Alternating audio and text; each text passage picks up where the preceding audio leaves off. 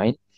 Rabbi syrah li sadri wa yassir li amri wa hlul 'uqdatam min lisani yafqahu qawli. Amma ba'd.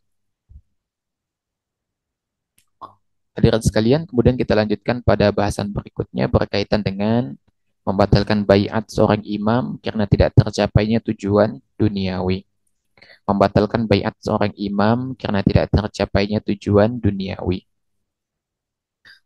Hadirin makan oleh Allah Subhanahu wa taala, dimaksud dengan baiat imam, imam di sini adalah amir, ya, pemimpin kita, pemerintah, ya, pemerintah yang sah, bukan pemimpin organisasi, bukan.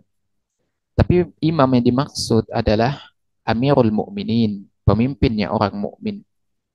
Siapa itu? Ya pemerintah, pemerintah, bukan pimpinan organisasi.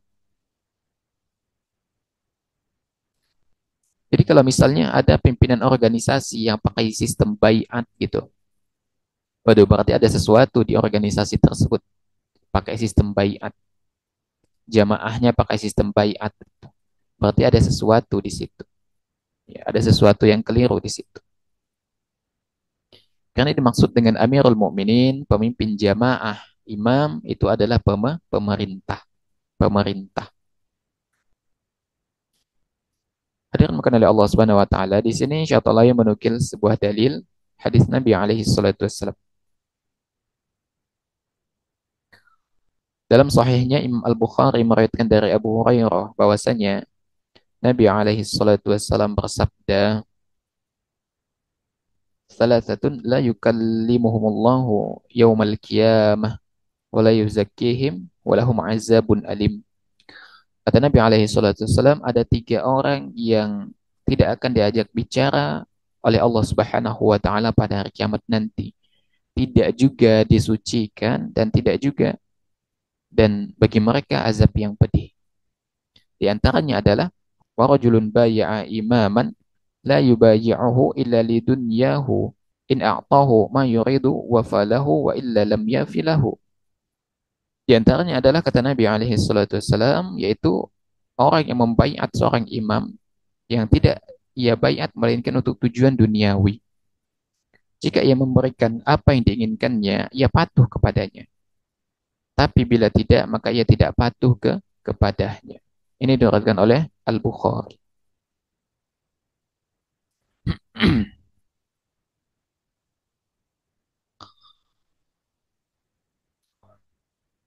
Jadi kata Nabi alaihi salatu wasallam, ya, jadi ada tiga orang, ya, yang mereka tidak akan diajak bicara oleh Allah Subhanahu wa taala pada hari kiamat.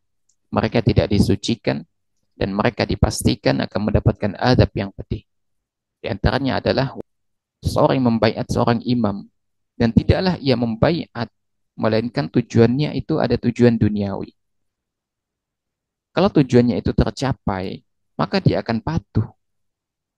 Tapi kalau tujuan itu tidak tercapai, maka dia tidak akan patuh. Ya. Yang dimaksud dengan baiat di sini adalah janji setia sebetulnya. Janji setia untuk mendengar dan taat kepada pemimpin. Ya.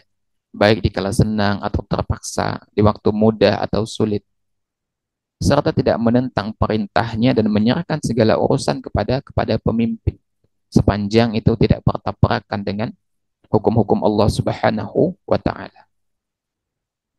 Sebagaimana yang terjadi misalnya di zaman, ya, kekhalifahan Abu Bakar, ya, di Saqifah Bani Sa'idah, ketika Abu Bakar resmi ditunjuk, ya, sepakat kaum muslimin untuk menunjuk Abu Bakar sebagai khalifah. Yang pertama kali mereka lakukan adalah membaiat Abu Bakar. Ya, itu dengan sah, dengan salaman. Sehingga ketika Abu Bakar terpilih, ketika Umar, Uthman, Ali, ya, sepakat dipilih, maka mereka semua para sahabat berbaiat. Tujuannya apa? Itu sebagai bentuk janji setia, mendengar dan taat kepada pemimpin. Oleh karena itu anak katakan, baiat itu hanya dilakukan kepada pemimpin, kepada pemerintah, bukan kepada pimpinan organisasi. Karena ada sebagian orang nih, ada jamaah Islam ini, ya, jamaah ini, mereka pakai sistem baiat gitu. Padahal baiat imam yang dimaksudkan di sini adalah kepada siapa? Pemerintah, bukan kepada organisasi. Ya. Jadi baiat itu hanya boleh ditujukan kepada pemimpin, bukan kepada selain pemimpin. Pemimpin maksudnya pemerintah gitu. Hadirin makan oleh Allah Subhanahu wa taala, maka di sini perlu kita camkan ya, perlu kita sebutkan ya berkaitan dengan persoalan baiat ini. Bahwasanya baiat itu tidak ada kecuali kepada Amirul Mukminin saja.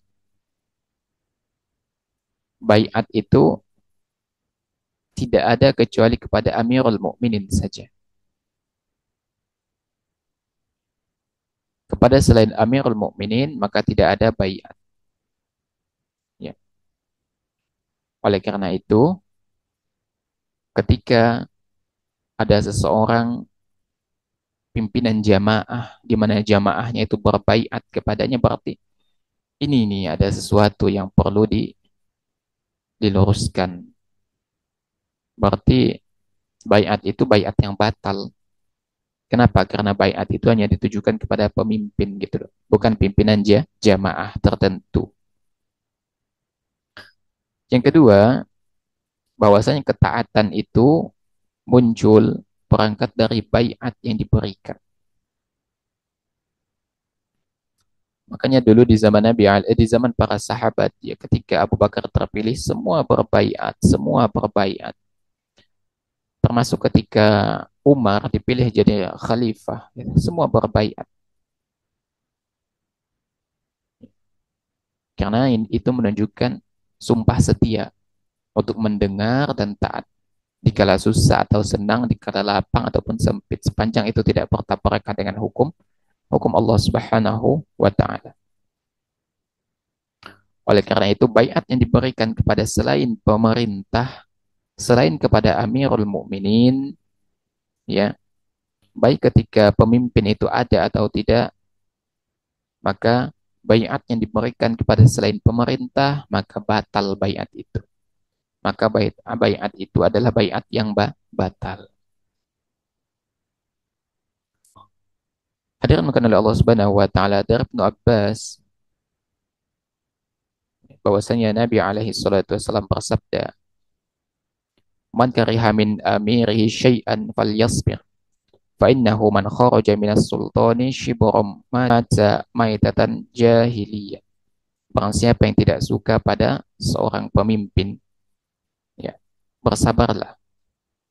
Karena barang siapa yang keluar dari ketaatan pada pemimpin sejengkal saja, maka ia mati di dalam keadaan mati jahiliyah. Ini diriwayatkan oleh Al-Bukhari dan Muslim. Nah, kadangkala seseorang itu berjanji akan mendengar dan taat apabila tujuan duniawinya itu tercapai. Apabila tujuan duniawinya itu tercapai. Sehingga apabila tujuan duniawinya tidak tercapai, dia nggak mau taat kepada pemimpin itu. Apa yang terjadi?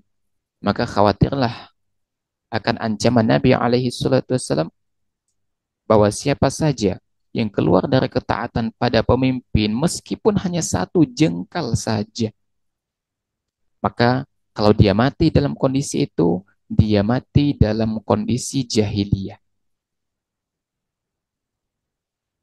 Makanya Islam itu tidak memperkenankan sebetulnya pemberontakan, aksi separatisme, di mana sebuah negara itu sudah berdiri, sudah aman, terkendali, tiba-tiba ada pihak yang ingin menguasai sehingga melakukan separatisme, kudeta dan lain sebagainya. Gitu kan? Namun beda halnya ketika mereka itu berhasil melakukan kudeta, pemerintah tumbang, Mereka menjadi pemimpin pengganti, kita taat kepada pengganti itu. Loh kok taat gitu kan? Mereka kan mendapatkan kekuasaan dengan cara tidak syar'i. Iya, seseorang itu mendapatkan kekuasaan bisa dengan dua cara, baik dengan cara syar'i atau tidak syar'i.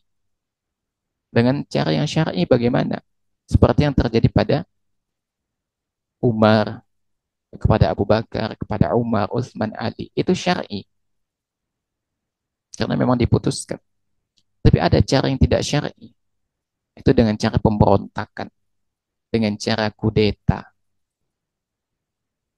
dengan aksi separatisme. Kalau mereka berhasil melakukan kudeta, melakukan hal-hal yang seperti itu, mereka naik menjadi pemimpin, ya kita wajib taat kepada mereka. Wajib taat kepada mereka. Ya. Karena mereka adalah pemimpin kita, meskipun cara mereka mendapatkan kekuasaan itu dengan cara yang tidak syar'i begitu. Karena itu adalah di antara prinsip di dalam akidah ahlu sunnah wal jamaah berkaitan dengan masalah kepemimpinan.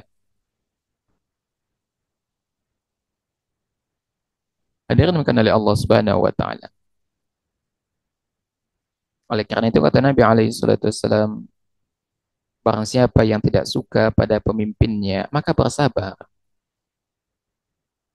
Bisa jadi ada janji-janji yang tidak atau belum tertunaikan dari pemimpin kita. Maka bersabar kata Nabi alaihi salatu wasallam. Karena kalau kita tidak bersabar, ego kita ini kadangkala keras gitu kan. Ya udah nggak usah taat aja gitu. Toh janjinya juga tidak ditunaikan. Nah ini persoalan nih. Ini jadi persoalan. Ya. Oleh karena itu, yang dimaksud tidak suka pada pemimpin adalah selain kekufuran yang nyata. Maksudnya, sepanjang pemimpin itu yang ia lakukan bukan kekufuran, maka kita hendaknya wajib mendengar dan taat sepanjang itu tidak bertentangan dengan syariat. Dan apabila pemimpin itu ternyata menampakkan kekufuran dan nyata, maka kita wajib mengingkari kekufuran itu. Mengingkari kekufuran saja bukan berarti keluar dari ketaatan kepada pemimpin. Ya. Dalam hadis ini kita mendapatkan beberapa faedah. Yang pertama bahwasanya wajib kita bersabar kepada pemimpin. Wajib.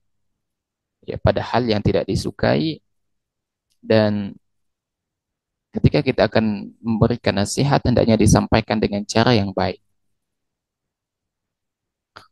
Karena ada orang yang nggak suka kepada seorang pemimpin. Cara mereka itu mengingatkan itu sama sekali ya di luar dari kewajaran, tidak santun dengan kata-kata yang kasar. Padahal kita tahu nasihat, masukan tidak akan diterima kecuali dengan kata-kata yang lembut. Masalah mereka terima atau tidak itu urusan belakangan, akan tetapi nasihat itu kan penting, gitu kan? Itu yang pertama. Kita wajib bersabar kepada pemimpin, terutama pada hal yang tidak kita sukai. Ya, misalnya kita di Indonesia ya, meskipun demokrasi ini sistem yang tidak syar'i sebetulnya. Maka yang tadi Anda katakan, pemimpin itu dia terpilih, baik dengan cara syar'i atau tidak syar'i, wajib kita taat. Di Indonesia sistem demokrasi. Demokrasi itu sistem yang tidak syar'i. Meskipun demikian, pemimpin yang terpilih nanti wajib kita taat kepadanya sepanjang itu tidak bertentangan dengan syariat. Nah, kita misalnya memilih nomor sekian, ternyata yang terpilih itu nomor sekian, wajib kita taat. Meskipun kita tidak suka dengan orang itu, wajib taat. Ya. Karena kata Nabi alaihi salatu wasallam, keluar dari sejengkal saja dari ketaatan kepada pemimpin, matinya mati jahiliyah loh. Siapa yang mau? Nggak ada. Yang dimaksud dengan mati jahiliyah di sini tentu bukan mati dalam keadaan kafir, bukan. Akan tetapi dia mati di dalam keadaan jahiliyah, nggak punya pemimpin.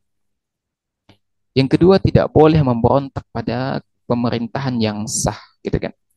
Karena dapat menimbulkan mafsadat yang lebih besar tentunya. Mafsadatnya lebih besar. Oleh karena itu, dalam konteks pemberontakan, kalaupun akan melakukan pemberontakan karena kezaliman pemerintah yang sah, itu bisa dilakukan, tapi syaratnya itu ketat sekali. Karena kadangkala itu, orang melakukan pemberontakan, itu mengorbankan warga sipil. Kesian tuh anak-anak, perempuan, orang tua, renta, jadi korban semua. Oleh karena itu, tidak boleh melakukan pemberontakan kepada pemerintah yang sah, karena mafsadatnya lebih besar. Mafsadatnya itu lebih besar. Tentunya nyawa gitu kan. Nyawa kaum muslimin tentunya. Kemudian siapa yang memberontak pada penguasa dan dia mati dalam keadaan demikian, maka dia mati jahiliyah. Dia mati jahiliyah. Maksudnya mati tidak dalam keadaan tidak mempunyai pemimpin, bukan mati dalam keadaan kafir.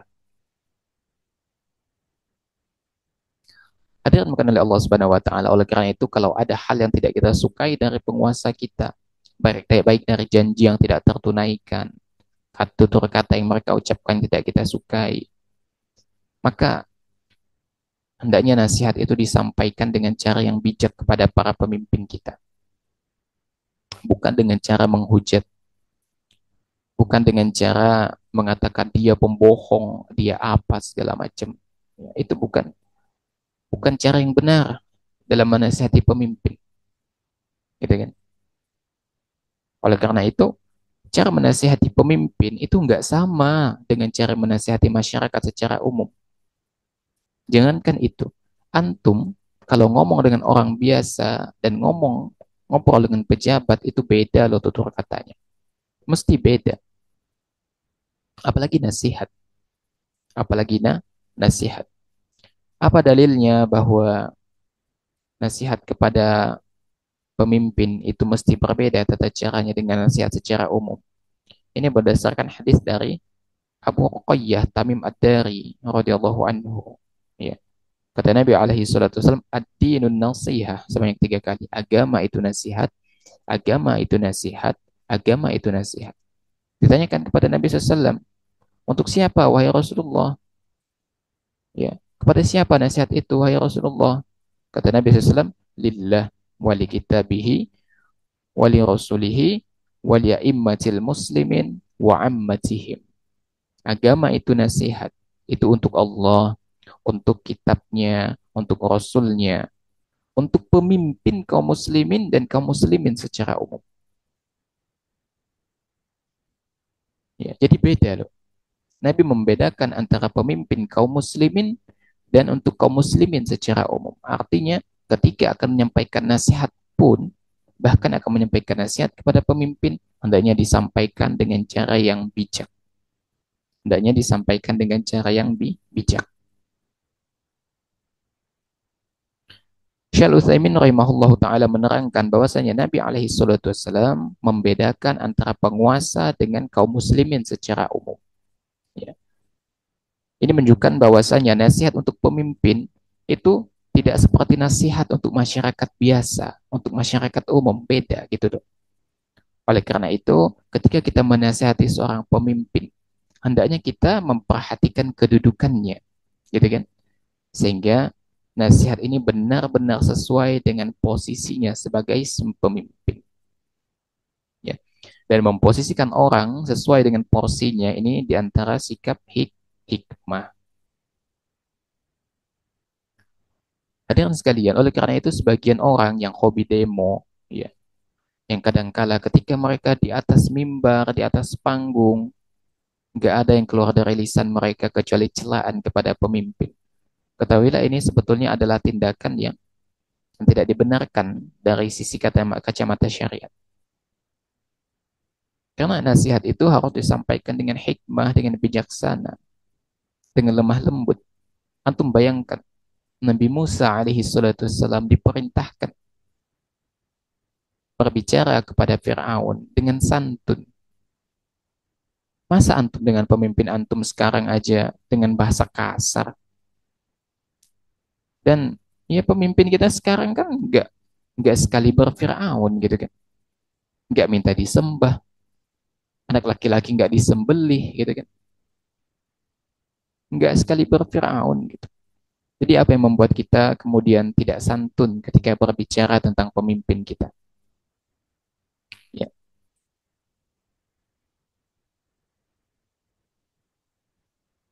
oleh karena itu bagi kita yang ingin menasihati pemimpin, ya, bagaimana sebetulnya cara menasihati pemimpin kita? Itu bukan melalui forum-forum, bukan melalui debat, bukan juga di media sosial, bukan juga di surat kabar. Kadangkala lisan kita orang itu ya Allah begitu mudah mencaci maki pemimpin mereka di forum-forum, di televisi. Itu bukan cara yang bijak, itu bukan cara yang hikmah dalam menasihati pemerintah. Ya. Makanya kalau antum punya link kepada penguasa, punya orang dalam, antum bisa sampaikan, gitu kan? Antum bisa sampaikan. Ya, kalau antum nggak bisa ya doakan. Karena senjatanya orang beriman itu adalah doa. Ada yang oleh Allah Subhanahu wa taala.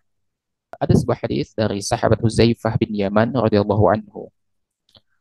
Disebutkan bahwasanya Nabi alaihi salatu wassalam mengatakan, "Yakunu ba'di a'immatun la yahtaduna bihudaya wa la yastannuna bisunnati."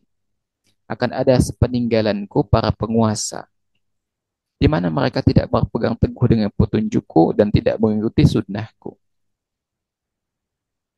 Lalu apa kata Abu Zaifah? Apa yang harus aku perbuat wahai Rasulullah kalau aku mendapatinya? Kata Nabi alaihi salatu wasallam, ya tasma'u wa tuti'u li amir wa in duriba dhahruka wa ukhidha maluk fasma' wa ati'. Hendaknya kamu mendengar dan taat, tetap taat walaupun punggungmu dicambuk dan hartamu dirampas olehnya. Dengarlah perintahnya dan taati. Ini diriwayatkan oleh Muslim. Ya. Jadi kata Nabi alaihi salatu wasallam, kalaupun pemimpin kita itu menyengsarakan rakyat, karena ada loh ya pemimpin yang menyengsarakan rakyat. Pemimpin itu suka makan duit rakyat. Sepanjang mereka masih berkuasa, maka kita wajib taat kepada mereka dalam hal yang kita memang wajib taat. Gitu kan? Karena ini adalah perintah yang jelas dari Nabi alaihi salatu wasallam yang memerintahkan kita untuk bersabar. Kemudian sahabat dari Abdullah bin Mas'ud radhiyallahu anhu, beliau mengatakan bahwasanya Nabi Shallallahu alaihi wasallam bersabda kepada kami, "Innakum satarawna ba'di atharatan wa umuran tunkirunaha."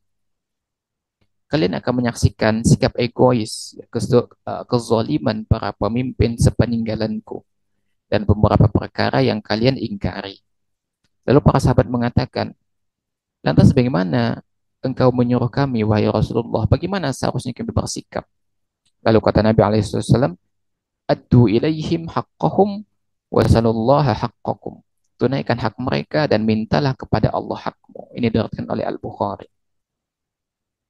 Ya. Ana kira beberapa hadis Nabi alaihi salatu wasallam yang ana sampaikan, yang kita bacakan, ini cukup memberikan gambaran kepada kita bagaimana mestinya kita bersikap kepada para pemimpin kita. Apakah dia pemimpin yang zalim atau pemimpin yang adil? Ya, sikap kita kepada para pemimpin yang zalim, kepada pemimpin yang adil itu sama. Wajib mendengar dan taat. Sepanjang mereka tidak memerintahkan kita kepada kemaksiatan. Oleh karena itu, Kata Nabi alaihi salatu wasallam, meskipun mereka tidak memberikan hak kita, tapi kita mesti tetap tunaikan hak mereka dan minta saja hak kita kepada Allah Subhanahu wa taala. Oleh karena itu, sebaik-baik rakyat adalah rakyat yang mendoakan para pemimpinnya. Dan para pemimpin, sebaik-baik pemimpin adalah pemimpin yang mendoakan rakyatnya.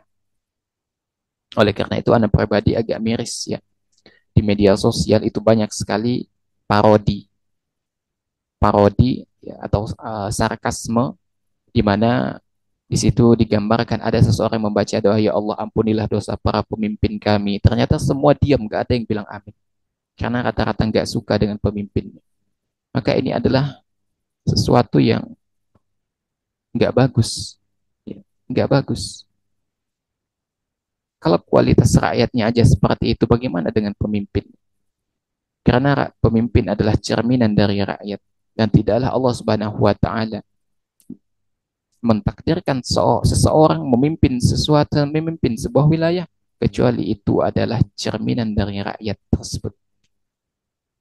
Oleh karena itu, kalau ingin mendapatkan pemimpin yang baik, perbaiki akhlak kita, perbaiki muamalah kita, perbaiki diri kita, tauhid kita, akidah kita, maka Allah Subhanahu wa taala yang Maha Adil akan memberikan pemimpin terbaik kepada kita berangkat dari keadilan Allah Subhanahu wa taala. Semoga Allah Subhanahu wa taala memberikan taufik kepada kita semua ya, dan menjaga kita dari setiap perbuatan di mana perbuatan itu adalah perbuatan yang tidak diridhai oleh Allah Subhanahu wa taala. Oleh karena itu sebagai seorang muslim jangan sampai sama sekali kita keluar dari ketaatan kepada pemimpin kita. Ya, seburuk apapun pemimpin kita, itu adalah pemimpin kita. Doakan mereka, semoga Allah Subhanahu wa taala berikan mereka petunjuk, semoga Allah Subhanahu wa taala tuntun mereka dengan kebaikan, semoga Allah Subhanahu wa taala ya memberikan hati mereka untuk menebarkan rasa keadilan di tengah-tengah kaum muslimin, dan semoga mereka senantiasa diberkahi dan dilindungi oleh Allah Subhanahu wa taala dari setiap perkara yang bisa merusak diri mereka dan agama-agama mereka. Oleh karena itu, apakah tujuan duniawi dari seorang pemimpin itu tercapai atau tidak? Itu adalah urusannya dengan Allah Subhanahu wa taala. Kewajiban kita adalah taat kepada pemimpin, mendengar dan taat kepada pemimpin, dan hendaknya kita senantiasa bersabar apabila pemimpin kita melakukan kezaliman kepada kita. Semoga Allah Subhanahu wa taala memberikan taufik dan hidayahnya kepada kita semua sehingga kita mampu untuk melaksanakan apa sebetulnya yang diperintahkan oleh Allah Subhanahu wa taala dan menjauhi segala yang dilarang oleh Allah Subhanahu wa taala. Semoga Allah Subhanahu wa taala senantiasa menjaga kita dan menjaga pemimpin kita dan menjaga seluruh pemimpin kaum muslimin. Demikian yang dapat Anda sampaikan. Kurang lebihnya Anda mohon maaf. Yang benar datangnya dari Allah Subhanahu wa taala, yang keliru datangnya dari anak pribadi. Allah dan Rasulnya tentu terlepas dari kekeliruan itu. Subhanakallahumma wa bihamdika asyhadu an la ilaha illa anta astaghfiruka wa atubu ilaik walhamdulillahi rabbil alamin. Afwa minkum. Wassalamualaikum warahmatullahi wabarakatuh. Anda